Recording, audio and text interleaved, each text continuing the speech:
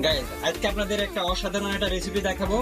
আপনারা যারা মাংস রান্না করতে চান, সে যে কোনো মাংস হোক, যে রান্না করতে কি কি সরঞ্জাম প্রয়োজন, আমাকে যে অভিজ্ঞ বাবুর্চি আছে, বিদেশে থেকে ট্রেনিং দিয়ে আসা হয়েছে শুধুমাত্র বাবুর্চি হিসেবে।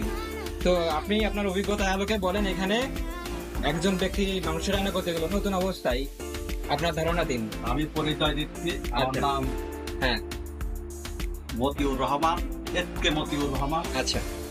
আমি দীর্ঘদিন ইটালিতে ছিলাম, ইটালির রোম শহরে। সেখানে পররাষ্ট্রমন্ত্রী আমি রান্না করতাম। এখান থেকে আমি চলে আসছি বাংলাদেশে। এখন বর্তমান বাংলাদেশে একজন নির্বাহী ম্যাজিস্ট্রেট রান্না করছি। ঠিক আছে, এই রেসিপিটা রান্না করতে গেলে কিছু কিছু জিনিস ফলো করতে হবে। আপনি রান্না করতে যাবেন, রান্না কি আপনি টিকটক করবেন, তাতে রান্না হবে। ভাবিদের জন্যই বলছি, ভাবিরা রান্নাও করবেন, টিকটকও দেখবেন, ওতে হবে না। একটু মন দিয়ে রান্না করবেন, কুই ঝাল দেবেন, হলুদ মশলা ঠিক মতো দিবেন। মাংসের কালার দেখবেন, মাংসের কালারটা দেখেন। আপনার বার্জার কোম্পানি পারবে না এই কালার আনতে। বার্জার যে কোম্পানির কেমিস্ট, তারও ক্ষমতা নেই কালারটা নিয়ে আসা। আর কি বলবো আপনাদের।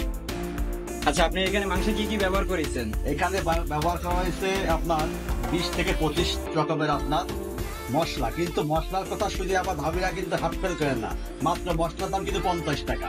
এখানে সুইজারল্যান্ড, হংকং, কানাডা, তারপরে আপনার ইন্দোনেশিয়া, ইন্ডিয়া, বাংলাদেশ মিলে বিভিন্ন রকমের মশলা, কিন্তু দাম শুধুমাত্র 50 টাকা। আচ্ছা, এতে দিলেই হয়ে যাবে, সুইজারল্যান্ড দিবেন, হয়ে যাবে। আচ্ছা। অনেক সুন্দর রান্না করতে পারবেন। রান্নার অবস্থা দেখেন।